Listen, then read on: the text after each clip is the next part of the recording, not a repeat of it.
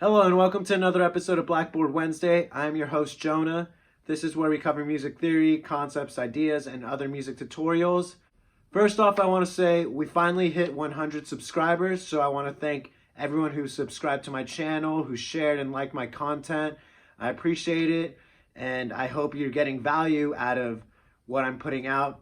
In today's episode, we will be covering the circle of fifths, just on a surface level because there's a lot of layers involving the circle of fifths and many uses to it. So I'm just going to cover what it is and just some of the uses for the circle of fifths. So with that being said, let's get started. Okay, so what is the circle of fifths? The circle of fifths is a diagram that kind of shows different ways in which key signatures relate to each other.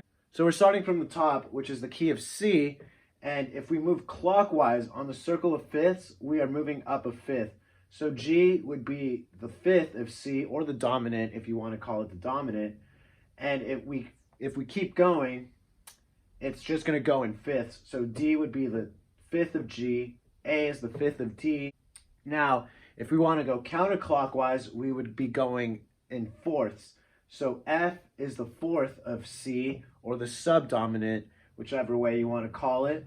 So if we're going counterclockwise, F is the fourth of C, B flat is the fourth of F, E flat is the fourth of B flat, A flat is the fourth of E flat, D flat is the fourth of A flat, G flat is the fourth of D flat, and C flat is the fourth of G flat. Now another use of the circle of fifths is as we go down clockwise to the right, we add a sharp to the key signature.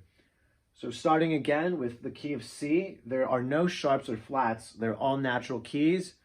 So if we move to the key of G, we're going to add one sharp, which is F sharp. Then if we move down another key to the key of D, the key of D is going to have two sharps, F sharp and C sharp. And we keep going down, so key of A is going to have three sharps, key of E, four sharps, B, five sharps, F sharp is going to have six sharps. The order of sharps you can actually see in the circle of fifths. So starting with the first sharp, which is F sharp, second sharp would be C sharp, third sharp would be G sharp, fourth sharp, D sharp, fifth sharp would be A sharp. You can use the circle of fifths to know how many sharps are in a key and also what those sharps are. So like I said, F sharp would be the first one, and then you just keep going down the circle. Now for flats, we're going counterclockwise, and again starting with the key of C, there's no sharps or flats, all natural keys. So the first key signature with the flat would be F, and that has one flat. And then the next would be B flat, which has two flats, then E flat, three flats, A flat, four flats, D flat, five flats, G flat, six flats, and then we finally get to C flat, which has seven flats. And again, you can use the circle of fifths to know the order of the flats. So the first flat we're going to start with is B flat, and we just move our way around the circle. So two flats is going to be B flat and E flat, three flats is going to be B, E, and A flat, four flats is B, E, A, and D flat, and so on all the way till we get to the end. Another common use of the circle of fifths is putting in the minor keys. Now some circle of fifths don't have the relative minors in it, it's just the major keys.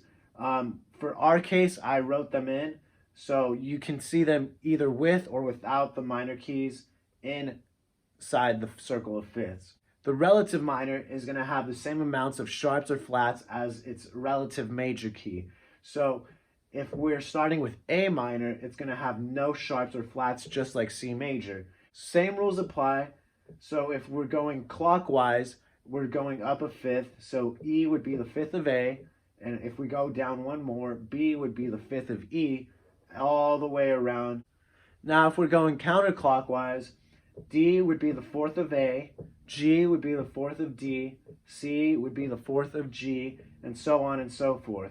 If we follow the same pattern, A minor will have no sharps or flats, but if we move down to E, it's going to have the same amount of sharps as G major, which is one sharp, or F sharp. And if we go to B minor is going to have two sharps the same as D major, and those two sharps would be F and C sharp. If we go counterclockwise, D minor is going to have the same number of flats as F, and that is 1 flat, or B flat.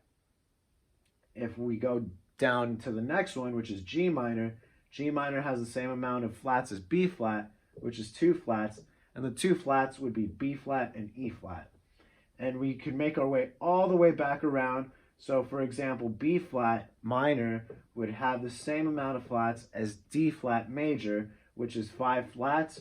Or if we start at B flat, E flat, A flat, D flat, and G flat, which would be the 5 flats in this key signature of D flat major or B flat minor. Those are some of the uses of the circle of fifths. I just kind of scratched the surface. There's a lot more things you can do, such as building chords, looking at different patterns, at how key signatures and different notes relate to each other, augmented chords, diminished chords, seventh chords. It just goes on and on. I wanted to introduce you to the circle of fifths, what it is, what are some of the more common uses of the circle of fifths. That concludes this episode. I hope you found the information useful. Once again, I want to thank everyone for finally hitting 100 subscribers on my channel. If you like my content, please like and share my videos. If you have any recommendations for future videos, episodes, any questions or topics you want me to cover, please leave them in the comments below. Thank you, and I hope to see you again next week.